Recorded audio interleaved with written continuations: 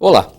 Mais de 3 milhões de pessoas moram em condomínios na cidade de São Paulo. Quem vive nesse tipo de propriedade sabe o real significado da chamada política da boa vizinhança para proteger e defender as relações condominiais.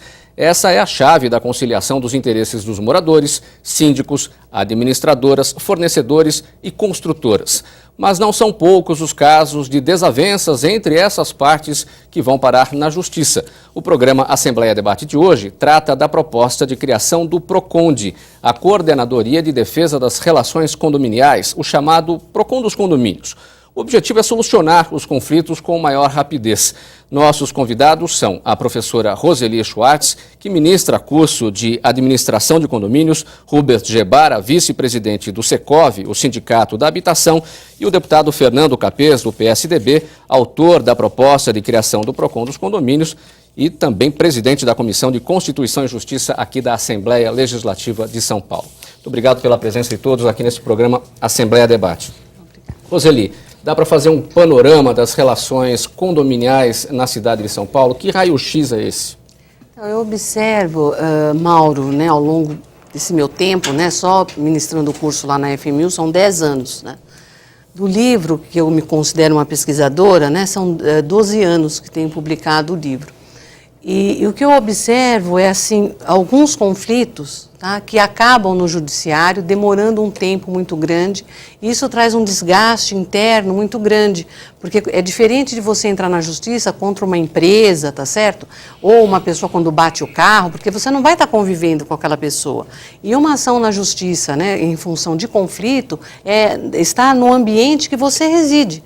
Então, isso traz desgaste, tá certo? Essa proposta de trazer essa solução rápida, eu acho que vai ser interessante para os dois lados, né? No caso, o síndico, né, que vai se sentir fortalecido, porque muitas vezes ele tenta aplicar o que já existe, né, que é a convenção e o regulamento interno, e ele sente realmente amarrado, porque ele mesmo aplicando a advertência, a multa, o morador às vezes ele se nega a pagar e ainda continua praticando o mesmo ato. Né? Então, nesse sentido, seria um fortalecimento para esse síndico, né? Nesse exemplo simples. E do lado do morador, quando ele observar que ocorre irregularidades, falta de prestação de contas ou obras que são realizadas sem assembleia, né? Às vezes o síndico ele se impõe no condomínio através de procurações, aprovando suas contas e se elegendo. Né? Então, nesse caso, o morador, né, que ele tem a condição de convocar uma assembleia, então depois de ser feito isso, né, e às vezes essa convocação dessa assembleia se torna às vezes impossível pelo medo que está dentro, né, o ambiente que está dentro do condomínio. Então, nessa situação, para esse exemplo, ele poderia recorrer a esse órgão, né, que chamaria, então, as partes para resolver o problema. Agora, então, você deu um exemplo, você destacou, o síndico usa a convenção condominial, o regulamento interno para advertir, para multar. Muitas vezes, esse morador não paga e continua incorrendo naquele erro, mas esse é o panorama, quer dizer, o que deveria ser a exceção, essa tem sido a regra? Então, aí você trouxe um problema, né, que, por exemplo, esse conflito que eu falei de falta de cumprimento de regulamento interno seria, assim, de disciplina. Entendeu? Eu nem falei da parte de inadimplência, que eu acho que é um problema que vai ter que ser estudado mais a fundo, tá certo? Porque eu considero que é um problema gravíssimo no condomínio a inadimplência, né? Ele dificulta a gestão do síndico. Eu acho que é uma injustiça social, porque aquela falta de dinheiro, né, ela acaba sendo pago pelos outros moradores, né? E tem ações, e o síndico entra na justiça e demora 10 anos. E então, nesse prazo, esse inadimplente está sendo beneficiado. Então, eu acho isso muita injustiça. Mas só que esse item inadimplência, eu acho que é um dos assuntos que vai ter que ser, né, analisado com mais calma, porque já existe um procedimento judicial, né, já totalmente preparado para isso, só que gera, em função das ações do condomínio, caírem numa vala comum. Então, o que acontece? Às vezes é carente, se a gente observar algumas decisões judiciais, elas não são tratadas, né, com a importância que deveria ter. Então, isso aí é um item que eu acho que vai ter que ser muito analisado, talvez ter um juizado especial, né, que pudesse atender esse caso de condomínio, porque hoje o juizado especial ele não atende a reclamação do condomínio, né? Ele como pessoa jurídica contra um morador, ele não atende, não está no rol das suas atribuições. Então isso é uma coisa que eu acho que precisa ser estudada para poder agilizar esse ponto, que eu acho que é um ponto gravíssimo e que precisa ser melhorado. Rubert, na sua experiência, qual é o panorama que o senhor traça das relações condominiais na cidade de São Paulo? Em primeiro lugar, muito obrigado aí pela oportunidade. Deputado Capês, é uma honra estar com você. Roseli, você sabe que eu sou seu admirador. Posso não concordar com algumas coisas que você Sim, fale, claro. mas continuarei defendendo até a minha morte. Eu acho que essa ideia do PROCONDE não é má. Não é má. Nós não somos contra. Acontece que nós temos, como disse o deputado, nos aprofundar mais na audiência pública, aprofundar mais no exame do âmago da questão. Não há efeito sem causa. Se você analisar o condomínio de uma maneira mais ampla, você vai ver que o atual Código Civil é lamentável. Eu não sou advogado, sou engenheiro, e respeito muito a memória do Miguel Reale. Mas naquilo que ele interferiu na 4.591, ele só fez para piorar. Só piorou porque fala em abrigo para alto, uma hora pode vender o acessório da parte comum, outra hora não pode, então é absolutamente confuso. O que acontece? Só para situar o telespectador, 4.591 Era a lei que regia dos os condomínios, agora é o Código Civil. O que acontece? Cai tudo no juiz de primeira instância. E você sabe que cada cabeça é uma sentença.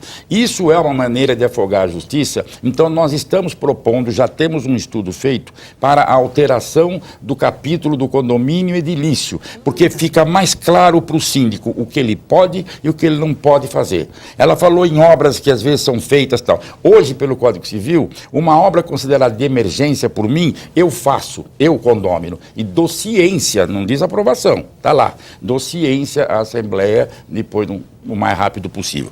Eu acho que nós temos que mudar o Código Civil. Sim, seria fantástico. Eu acho que nós temos que agilizar a justiça. Eu li ontem ou anteontem um artigo nos jornais, onde existe um conselho de magistrados, já presidido pelo Fux, que eu tenho o prazer de conhecer, que é um desembargador do Rio de Janeiro, no sentido de agilizar o Código do Processo Civil, porque a justiça só é boa quando rápida. Sim. Se ela não for rápida, ela deixa de ser boa, porque ela é boa para os meus herdeiros e não para mim. Então, eu acho que se alterarmos o Código Civil, se nós alterarmos o Código do Processo Civil, o Código Civil e o Código do Processo Civil, e nós talvez informatizarmos a justiça e nós pudermos, vamos dizer assim, dar mais condições de agilizar esses processos todos, eu não sou contra o PROCONDE, mas talvez o PROCON possa criar um departamento especializado em atribuições do condomínio. O meu receio é que se crie mais um órgão que depois ou não vai funcionar ou fica sobrecarregado. Quando saíram os juizados de pequenas causas, opa, que maravilha! Hoje as ações no juizado de pequenas causas estão demorando tanto quanto na justiça comum. Então, somos a favor, mas como chegar lá? O objetivo é o mesmo. A única divergência é que talvez eu queira ir um pouco mais para a esquerda e a Roseli queira ir um pouco mais pela direita. Certo. Ou vice-versa. Deputado Fernando Capês, o que é que moveu o senhor nesse sentido de propor a criação do PROCONDE? Bom, um prazer muito grande estar aqui mais uma vez, Mauro, e conversando, dialogando com o Rubert Gebara e com a professora Roseli Schwartz, são profundos conhecedores desse tema que nós estamos discutindo. Nós encaminhamos essa indicação 2959, nesse ano de 2009, para o governo estadual. E solicitamos estudos para que viesse a ser criado um órgão capaz de coordenar e gerenciar os conflitos que se estabelecem na vida em condomínio. Sejam os conflitos entre os condôminos, incluídos aqui moradores e inquilinos, né, proprietários e inquilinos, claro. Sejam entre os condôminos, sejam entre condôminos e síndicos ou condôminos e administradoras. O que ocorre é o seguinte, nós temos 4.600.000 pessoas na cidade de São Paulo vivendo em condomínios. Tem condomínio aqui em São Paulo que tem 4.000 moradores. Tem um no Morumbi, são 4.000 condôminos, é uma verdadeira cidade, é uma cidade pequena, mas uma cidade. E imagine toda a sorte de conflitos que podem ocorrer. Muito bem. Existem graus de conflito. Acho que nós temos que tomar muito cuidado para que quando se fala na criação desse órgão, o PROCONDE, ou o nome que vem a ter, não se retire o primeiro e principal canal de solução dos problemas da vida em condomínio, que é a conciliação, o entendimento, a conversa, a solução na audiência de condôminos ali realizada no dia a dia. Então isso tem que ser estimulado ainda mais.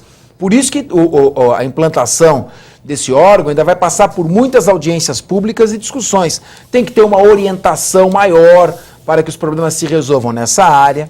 Ocorre que existem alguns problemas que se estabelecem na relação de condomínio que o mero entendimento ou a predisposição a resolver ou numa câmara de mediação ou na própria assembleia de condôminos não é suficiente. E por outro lado, são problemas que ainda não chegaram a atingir a natureza de um ilícito, por exemplo, um ilícito penal. Você vai na polícia, fala, isso é questão interna, não vou fazer nada. Você vai na assembleia de condomínio, as pessoas estão intimidadas. Então, em algumas situações, e que tem que ser muito bem disciplinada para que esse órgão, bem colocou o doutor Gebara, não seja um órgão receptor de qualquer reclamação, de qualquer inconformismo, eu diria da hipersensibilidade de eventuais moradores ou inquilinos, seja um órgão capaz de receber como uma via rápida e muito mais rápida do que a justiça determinadas questões. Então vamos botar, sei lá, uma administradora, eu quero dizer que não é o caso, né? A grande maioria das administradoras atuam com grande correção, mas toda regra a sua exceção em todos os campos da vida. Então uma administradora que presta contas de forma duvidosa e quando o condômino solicita o esclarecimento, vem novos esclarecimentos que não são claros, transparentes, ou mesmo o síndico, e aí ele procura, esgotados os meios, tem uma expressão em direito, meios suasórios, esgotado a capacidade de entendimento, ele não tem para quem recorrer. Então ele vai levar essa demanda ao judiciário? A ideia é que não, que existe um órgão que atue administrativamente e resolva esse problema sem precisar se transformar numa demanda. Então, essa foi a tônica que nos levou a fazer a indicação. A professora Roseli é uma especialista, é uma professora, e eu disse a ela, nós vamos fazer essa indicação, mas não vamos dar seguimento sem ouvir os órgãos interessados. A Associação das Administradoras de Condomínio, o Sindicato dos Síndicos, né, o Secov. Então, nós estamos criando um amplo debate com a sociedade. Quem está nos assistindo aí, síndicos, inquilinos, moradores, administradoras, podem mandar sugestões. É isso que a gente quer, discutir e amadurecer esse tema. Deixa eu só fazer um adendo ao que o deputado falou. O síndico é o responsável legal em juízo e fora dele. Ele contrata uma administradora como sua mera preposta. A administradora não tem poder de comprar uma caixa de fósforo e demitir um faxineiro sem autorização do síndico. As pastas são enviadas mensalmente ao síndico para que ele as examine e também o conselho consultivo. Então, nenhuma administradora consegue ser desonesta e há mais do que um mês, se o síndico não for omisso. Porque se ele for omisso, no primeiro ou no segundo mês, ele percebe o que está acontecendo e toma as providências, porque destituir uma administradora é mais fácil do que mandar embora um faxineiro. Como dizem vocês, advogados, é ad nutum. Está demitida, ad nutum. 30 dias, até logo, prazer em Mas só devolvendo a parte, então. Por favor. Então, justamente em razão disso, nós enviamos uma moção ao Senado para a regulamentação da profissão de síndico. Moção 9109. Exatamente, porque o Código Civil permite isso. Então, normalmente o que acontece é o seguinte, de fato, existe o poder do síndico, do conselho fiscal, tirar a administradora. Mas a realidade da grande parte dos condomínios é que ou não há uma preparação específica, ou não há muito interesse, ou muitas vezes até um conluio. E o sujeito não tem a quem recorrer. Veja, nós estamos, não é aquele argumento, uma expressão em latim, ad terrorem, quer dizer, buscar a coisa mais escandalosa para justificar. Não, mas esse órgão ele pretende realmente servir como uma salvaguarda para o inquilino ou morador naquelas situações em que ele já não tem mais a quem recorrer e a sua vida em condomínio se transformou num verdadeiro inferno. Vou dar uma pergunta a ambos. Qual a porcentagem de reclamações de condomínio dentro do universo do PROCON? O porcentagem? Você quer que a gente responda na sequência? No próximo bloco, também a gente vai tratar na sequência, já que o deputado já puxou aqui o assunto da profissionalização do síndico, assunto de uma moção apresentada pelo deputado Fernando Capês em Brasília. No próximo bloco, até já.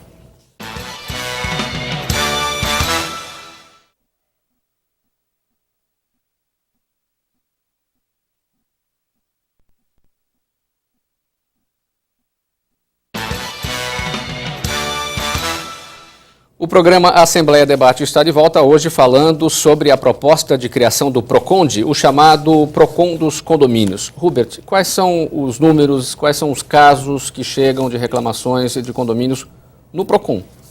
Geralmente são conflitos de vizinhança, né? É questão de vazamento de um andar que que o de baixo, inferior, não consegue resolver, porque o de cima diz que é coluna, então seria responsabilidade do condomínio, mas às vezes é ramal, problema de mau estacionamento, às vezes, problema de cachorro, que às vezes exageram, porque existe hoje uma jurisprudência que caracteriza bem como você pode manter um cachorro no apartamento. Questão de crianças, que às vezes abusam também, achando que o pai dele é o dono do prédio inteiro, ou dos próprios condomínios, que acham que o funcionário do condomínio é dele, e não é.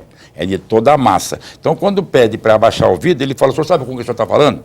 Ele fala, eu sou José Joaquim da Silva Xavier. Não sou eu. Então, o senhor abaixa o vidro, porque eu quero ver quem o senhor é. Quer dizer, entendeu? Então, são conflitos de falta de como viver em condomínio. A minha liberdade no condomínio termina na metade do meu forro, porque a parte de cima é o piso do outro apartamento, e na metade do meu piso, na metade da minha parede e na metade da outra parede. Fora isso, eu não tenho direito que os outros também não tenham. Agora, essas reclamações, elas são muito comuns, elas chegam a mexer como com o dia a dia do PROCON? Olha, nós temos hoje geralmente o síndico chama e num diálogo suassório, certo? Ele tenta resolver. Se ele não conseguir resolver, tem o conselho consultivo. Se o conselho consultivo não conseguir resolver, as administradoras hoje, as bem organizadas, nós temos até psicólogos para entrar no circuito e conversar com as partes. Se não houver solução, multa-se, e a multa é executada e cobrada, e o apartamento garante o débito, porque a lei, essa 4.591 a que me referi, foi muito inteligente, 1964. O débito não é do Capês, não é meu, não é da Roseli que moram lá no momento, ou são proprietários, é do imóvel aonde eu estou sendo proprietário no momento. Então, o imóvel permanece com a dívida mesmo que eu venda para a Roseli ou venda para o Capês, e eles não tomem o cuidado de dizer, olha, tem algum débito? Não. Se não tiver, ele assume o débito do imóvel que ele comprou ou que ela comprou. Professora Roseli, o Hubert falou aqui dos limites, o teto, o piso, as paredes, enfim. Os moradores têm consciência disso, têm consciência do que é viver num condomínio ou trabalhar num condomínio? Tem muita gente que trabalha em condomínios. Eu acho que ainda falta, né, essa cultura. Falta realmente, né, essa consciência do coletivo de dividir o espaço, porque essa propriedade está sendo dividida, e muitas vezes eles adotam assim a postura, né, de não querer participar para não se envolver em conflito, e isso não resolve. Eu gostaria só de retomar uma parte que o Dr. Hubert ele colocou sobre o PROCON, que eu acho que seria interessante, e isso eu acho que é importante a gente colocar, né, até para os telespectadores, porque o PROCON, ele nasceu em 76, né, e a finalidade principal é resolver as questões de consumo. Né? E essas questões que até o doutor Hubert colocou, né, não são encaradas pelo PROCON como uma relação de consumo. Né? Então, é uma relação que está disciplinada pela lei, como ele disse, a 4.591, o Código Civil e a Convenção. Assim, quando existe consumo no condomínio, quando, por exemplo, o síndico, né, ele contrata uma empresa para prestar um serviço ou compra um determinado produto. Ou ela, por exemplo, o uso do serviço da administradora, né, cairia numa relação de consumo. Perfeitamente. Aí, isso eu levantei hoje, está escrito... cabe reclamação no PROCON. Então, só que o PROCON, no Código de Defesa do Consumidor, no artigo 2º, ele define que consumidor é tanto pessoa física como jurídica. Então, poderia ser acatado. Só que em uma observação que eu tenho, até eu peguei essa imagem, né, e o que eles colocam? Que em função de falta de estrutura, as pessoas jurídicas não estão sendo atendidas. Porque eu comecei a verificar a estatística, tá certo? Que eles lançam lá sobre as empresas que são divulgadas com problemas, né? Que as pessoas vão colocar, então, os problemas lá no PROCON, e eu observei que não tem, por exemplo, quase construtoras, não tem empresas de elevadores, que nós sabemos que são empresas que causam problemas para o condomínio, empresas de pintura, empresas de impermeabilização. Aí eu falei, poxa, o que está acontecendo? Cadê essas empresas que, assim, da minha experiência, eu sei que dão muitos problemas, né? E aí não tinha. Aí fui pesquisar, liguei para o PROCON, né? E aí a pessoa falou que precisaria de uma semana para estar respondendo isso, mas fuçando lá no site, eu encontrei a resposta, que a pessoa jurídica, eles não atendem em função de falta de estrutura. Então, nós não vamos encontrar estatística no PROCON. Já existe falta de estrutura hoje? Então, que eles não atendem em função de falta de estrutura, então nós não iremos encontrar estatística referentes a isso. Eu vou te dar uma sugestão. Eu acho que, então, eu acho que é um ponto importante para a gente refletir, né? E que isso, o PROCON, se ele não tem essa estrutura, então, procure, né? Então, criar estrutura para receber, que eu acho que é importante, porque ele está dentro do que é consumidor, essa relação quando há contrato. Não a relação de morador, por exemplo, né? Que ele citou, por exemplo, o problema do cachorro, o problema do barulho, o problema da infiltração, que não é problema de consumo. Aí cairia realmente na justiça comum. Tá certo? Então, acho que é interessante ter essa ressalva, né, para que as pessoas entendam isso. Sabe por que você não vê muita reclamação no PROCON de construtora? Eu acho. Porque a gente administra hoje 50 construtoras em São Paulo. Quando tem problema de vaga de garagem, quando tem problema de pastilha de fachada, quando tem problema de vazamento, geralmente são causas grandes. Não é causa de 10 mil reais, 15 mil reais, 20 mil reais. Então, geralmente nomeia-se um perito e depois entra-se com uma ação direta. Então, os condôminos preferem acionar diretamente a construtora, porque o volume que geralmente envolve essas reclamações é maior do que o vazamento de uma pia. Sim, não, está correto. Pode ser por isso que não vão muito ao PROCON. Então, e o PROCON não receberia, eles colocam claro que pessoa jurídica eles não têm estrutura para receber, né? E aquele juizado especial, antes chamada de pequenas causas, também essas causas, como o som do doutor Huberto falou, um valor, né, assim, elevado, então acima também do limite, não caberia o juizado especial, então acaba na justiça comum. E o tempo dessa demanda, né, é em torno de 12 anos. Tá? Isso eu estou vivendo uma realidade, né? Tenho essa condição com uma construtora lá, o condomínio. Tá? Então... Certo. Deputado, são duas propostas suas, quer dizer, a proposta de criação do PROCONDE, o PROCON dos condomínios e também a moção que o senhor colocou em Brasília, enviou a Brasília, no sentido de regulamentar a profissão de síndico, profissionalização dessa função. As duas coisas têm que acontecer necessariamente ou não? Para o PROCONDE existir, para que o PROCONDE funciona, é necessária a profissionalização do síndico ou não necessariamente? Não, eu entendo que são duas coisas necessárias, mas uma não depende da outra. Quando a gente fala na criação do PROCONDE, ou propõe que se discuta isso, em primeiro lugar nós estamos levando em consideração o que já existe como fenômeno no âmbito da criminalidade, fenômeno até sociológico, que se chama cifra obscura. E que também se repete, provavelmente, no âmbito dos condomínios. O que é a cifra obscura? É o número de incidentes, no caso da criminalidade, de ilícitos penais. E no caso dos condomínios, de desentendimentos, de incidentes, de questões, que não chegam ao conhecimento do Estado. Então, hoje, ocorre nesses quase 5 milhões de condôminos, moradores e inquilinos de condomínios.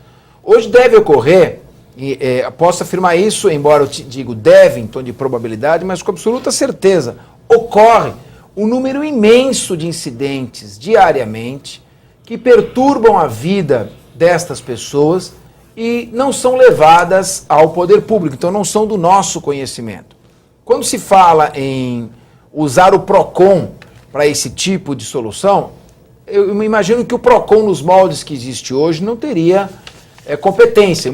Inúmeros problemas que surgem não podem ser classificados como relação de consumo.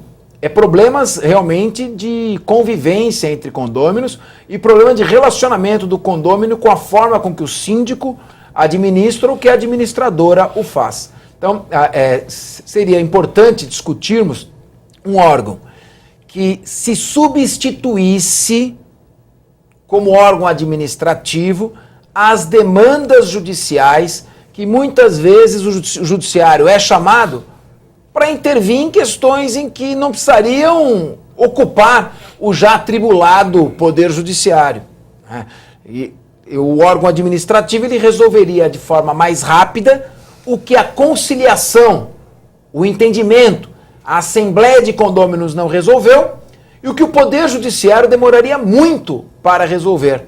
Então o órgão entraria nesse vácuo. Muito bem. Agora, a profissionalização do síndico, que já é prevista pelo Código Civil, seria mais um fator para auxiliar a relação e a vida em condomínio. Evidentemente, havendo um regramento sobre essa profissão, vão surgir muito mais interessados, vão surgir cursos de preparação. O síndico profissional, o síndico remunerado, da forma como a lei o disser, o síndico preparado, que tem responsabilidades de profissional, auxiliado, normalmente, como é ou não, por uma administradora, ele passaria a ter uma maior capacidade de gerenciamento dos conflitos. E talvez o síndico profissional, aí, evidentemente, a professora Roseli e o Dr. Rubert Gebaras podem falar disso com muito mais cátedra do que eu, mas talvez aí sim a profissionalização de um síndico profissional, com responsabilidade, com direitos, como a remuneração, ele poderia também atuar como mais um fator de solução dos problemas locais e evitar que esses problemas extravasassem para o âmbito administrativo desse futuro PROCONDE, ou, que é pior, para o âmbito judicial. Então, são duas propostas, em suma, que nós entendemos importantes, necessárias, mas que uma não depende da outra para existir. Agora, como se fará? No caso do PROCONDE, a gente quer, e eu repito isso até com ênfase para quem está nos assistindo, se vai existir ou não este órgão e como será este órgão dependerá muito da participação de todos, trazendo a sua experiência, a sua discussão, porque nós vivemos, felizmente, numa democracia. E quanto mais democrático for o processo de criação de órgãos e discussão da solução dos problemas sociais, melhor será para a sociedade. O senhor falou, deputado Capês, de participação de todos, mas não é isso que a gente vê nos condomínios. A falta de interesse em relação aos assuntos internos é muito grande. As pessoas mal participam das assembleias para definição de obras necessárias, enfim. Como é que o senhor avalia essa questão? Quer dizer, essa falta de participação leva a um risco para a criação deste PROCONDE? Existe, para quem não mora em condomínio, aquele livro de ocorrências, né, onde as pessoas podem registrar os fatos que acontecem para que o síndico tome ciência. As pessoas não usam também esse livro.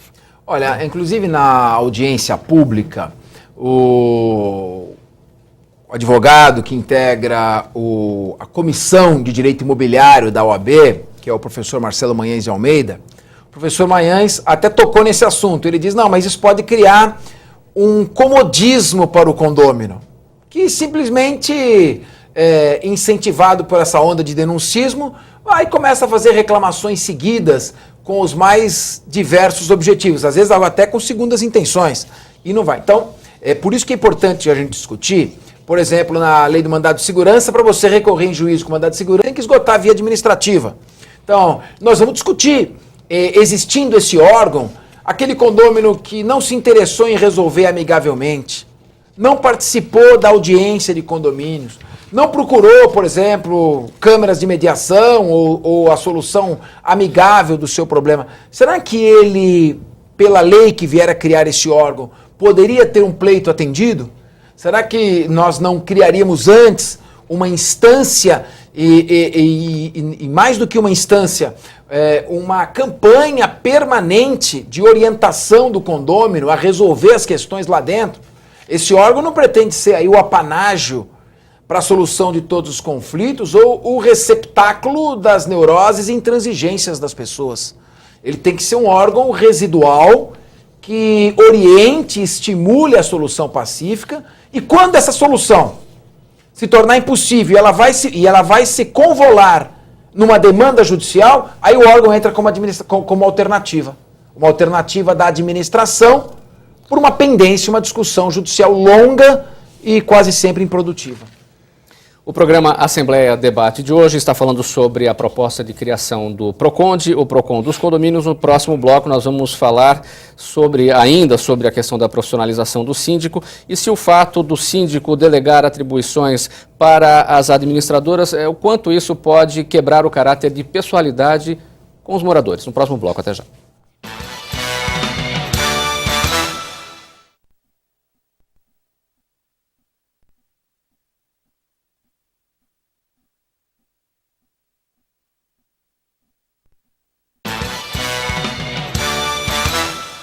O programa Assembleia Debate está de volta falando hoje sobre a proposta de criação do PROCONDE, o PROCON dos condomínios. Professora Roseli, a profissionalização do síndico é um caminho interessante?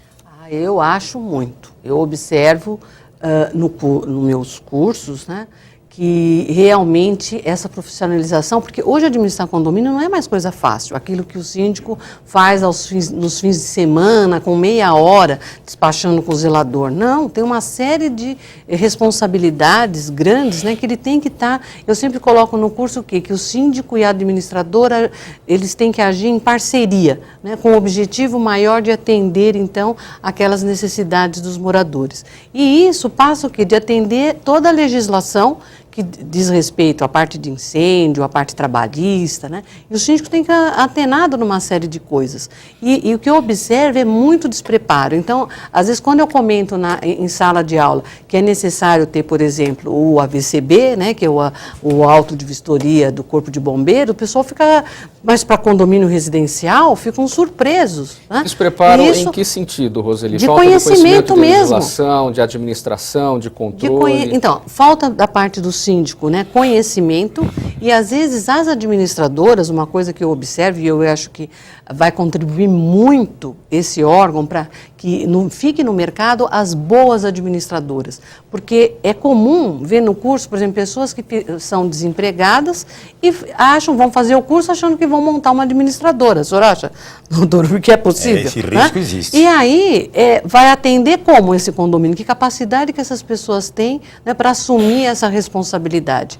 Então, eu acho que o síndico profissional vai ser uma pessoa realmente com uma formação, com um conhecimento, né? Eu acho que de preferência ele utilizar um trabalho então fazer uma cogestão, um trabalho junto com uma administradora, que também é uma empresa especializada, preparada para atender então essa necessidade, está antenada em todas as alterações da legislação para realmente poder dar esse atendimento responsável que o condomínio merece. Quem tem condição melhor hoje de administrar um condomínio? O síndico que é morador do condomínio ou o síndico profissional que não mora lá e que, portanto, não tem ali aquele contato diário com os problemas? Eu acho assim, que ele tem a vantagem tanto de ser uma pessoa mais preparada, porque o síndico morador, eu observo, e é comum eu ouvir, porque quando eu faço a apresentação das minhas turmas, o pessoal fala, eu sou síndico, né? Fui empurrado para essa condição porque não havia ninguém que tinha interesse em ser síndico. Né?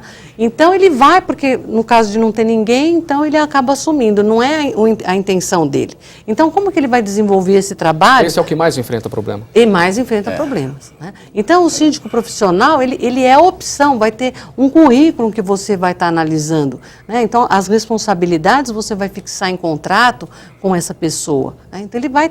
Claro que tem um atendimento, e fora o problema, por exemplo, quando envolve conflito, o síndico morador, ele está lá dentro, né? Ele vive naquele ambiente. E o síndico profissional não, ele mora fora do condomínio. Então, é realmente mais, uma gestão mais profissional, né? Livre dessa parte de, porque eu tomo, é comum ocorrer, isso daí, eu fui síndica também, eu sei, né? Porque a pessoa, às vezes, ela se aproxima de você no condomínio para ter determinadas vantagens. Né? Ou poder parar numa vaga que não tem ninguém, ele quer parar, ele não quer pagar a multa quando ele atrasa o condomínio, ou o filho faz alguma coisa contra o regulamento, você vai multar, ele acha que porque você é amigo, você não vai aplicar a multa. E quando você aplica, porque o síndico ele tem que ser imparcial e aplicar as normas do condomínio, né? Então, de forma igual, a pessoa se revolta, fala, como? Eu tomo chopes com você e você vai tomar essa atitude comigo? Né? Então, o síndico profissional não, ele vai ter liberdade para agir. Agora, o síndico profissional, ele custa bem mais caro, porque o síndico morador, ele às vezes trabalha voluntariamente, às vezes ele trabalha mediante a isenção da taxa condominial, o que não é, às vezes, muita coisa dependendo do valor daquele condomínio. De forma nenhuma a responsabilidade dele. É viável o síndico profissional por conta dos valores que se pagam a esse tipo de profissional?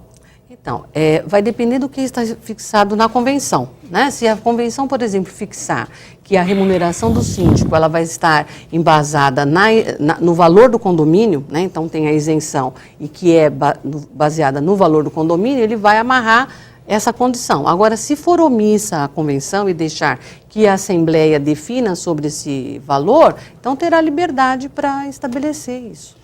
Posso falar um pouquinho sobre esse assunto? Claro, e eu já vou com outra pergunta em seguida. Não, mas eu quero terminar essa. Porque a questão do síndico profissional, eu não sou contra a ideia, não. Mas o síndico tem mandato de 2 anos. Então, esse síndico profissional poderá ter mandato de 2 anos também e ser renovado a cada ano.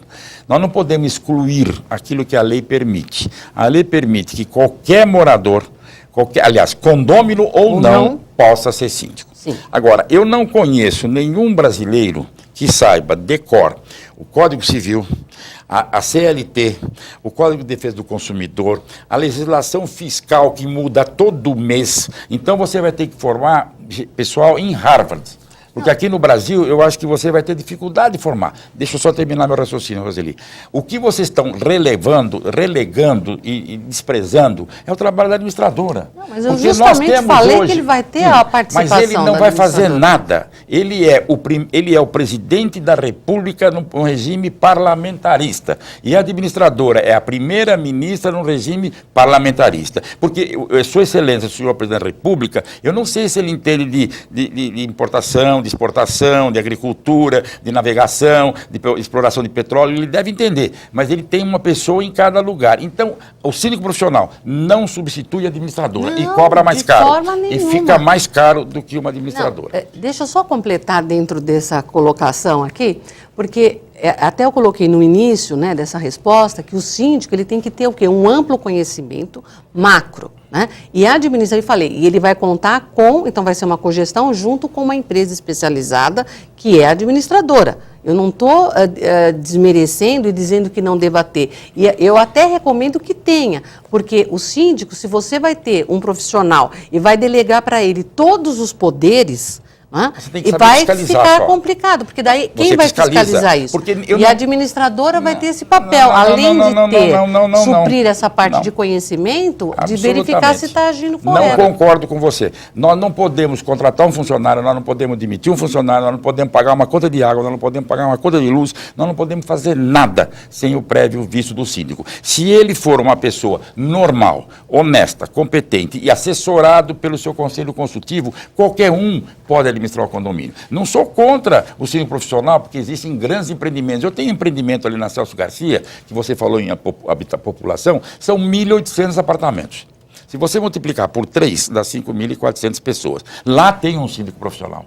Porque é impossível que a minha administradora, numa distância de 5 quilômetros, consiga fazer tudo aquilo. Inclusive, era vizinho da FEBEM, de vez em quando nós tínhamos algumas visitas não previstas, tá certo? Deixar claro que nós, aqui, quando nós enviamos a proposta de regulamentação da profissão de síndico, em absoluto é para dispensar a figura da administradora. Não estamos apenas para melhorar a performance, a performance, a qualidade, até fiscalizatória deste síndico. É evidente que jamais iria fazer algo para obrigar o condomínio a fazer isso ou aquilo. Então, uma coisa não tem nada a ver com a outra. O síndico ser profissional e não ter administradora, numa relação. Não, agora, não foi o que eu disse. E não foi o que a professora disse também. Não seria foi autoadministração. O que eu disse. Agora, a Roseli destacou... E que eu não recomendo de forma nenhuma. Eu acho um risco imenso. Eu agradeço. Agora, a Roseli destacou a importância, Hubert, da parceria entre o síndico, seja ele quem for, né, profissional ou não, com a administradora. Claro, agora, se o síndico for uma pessoa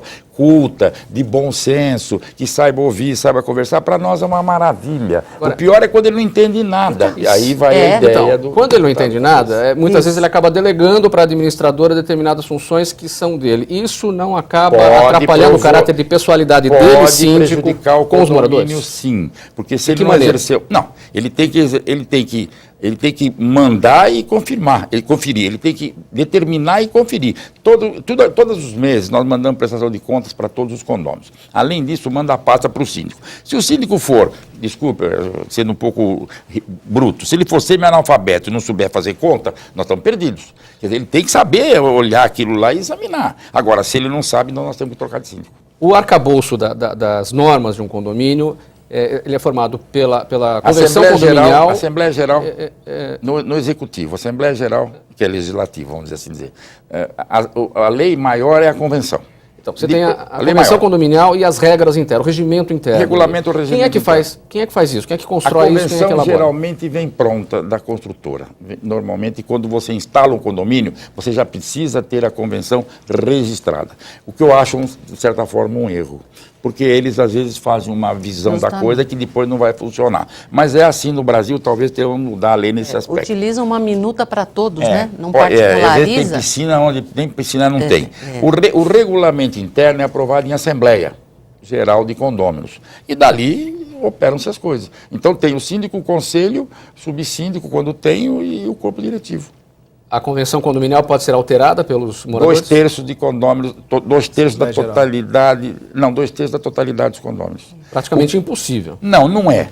Não é. Nós temos alterado algumas convenções. É só que precisa ser feito um trabalho. E aí projeto, né? Não, e aí tem uma observação que você faz aqui. Eu não vou poder ir à Assembleia, então você me dá a procuração. E a procuração é um livre exercício, está previsto na lei brasileira que eu seja seu procurador. Tá certo? Então, pegar procurações, por exemplo, para aprovar uma previsão, alterar uma convenção, eu acho sadio, normal, sem problema nenhum. É que 2/3 é um número. É 2/3 do condomínio, não é 2/3 da Assembleia. Não, 2/3 da Assembleia não. Senão eu convoco numa quinta-feira de cinzas, vem 5 pessoas e eu com 3 pessoas mudo a convenção. O problema, Mauro, existe que, por exemplo, para alterar essa convenção, muitas vezes, isso aí, experiência que eu passei no condomínio quando fui síndica, havia, né, assim, querer praticar tudo aquilo que a gente dá em aula, praticar realmente no condomínio, na prática, né? A teoria é outra, isso, né? Quando eu fui, a primeira coisa que eu fui levantar, o número de pessoas que estavam registradas no cartório, né? Porque para fazer o registro tem que ter essa checagem. E aí inviabilizou, porque havia o quê? Muitos contratos de gaveta. Então eu não pude fazer essa alteração da convenção, né?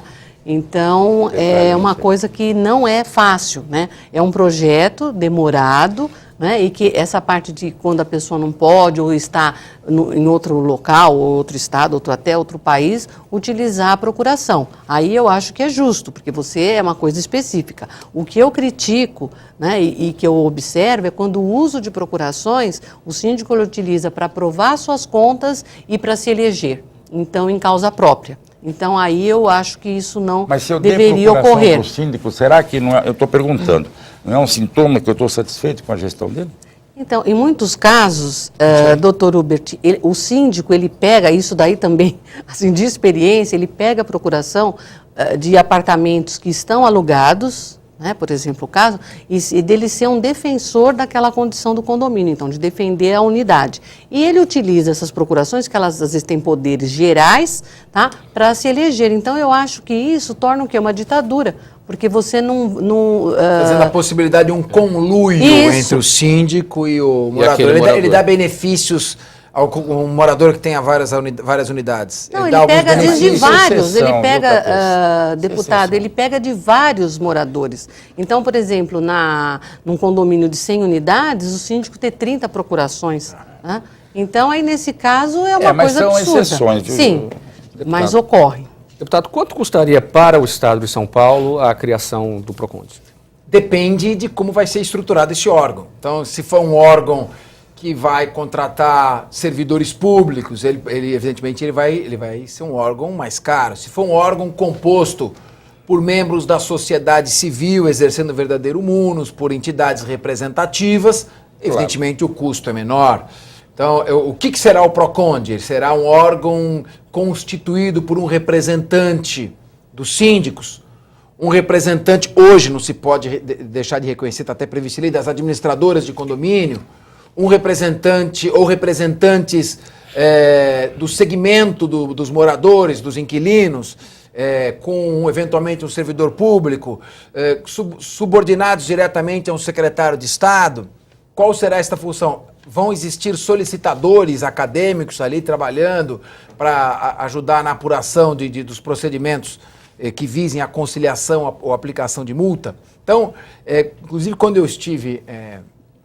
fui convidado pelo Secov e pela BIC para apresentar o projeto inicialmente, que havia criado um certa... um frisson, vamos usar a expressão aqui do doutor Hubert Gebara. Nós realmente, foi a questão colocada, mas Como será esse órgão? Então, como será esse órgão será fruto de toda essa discussão.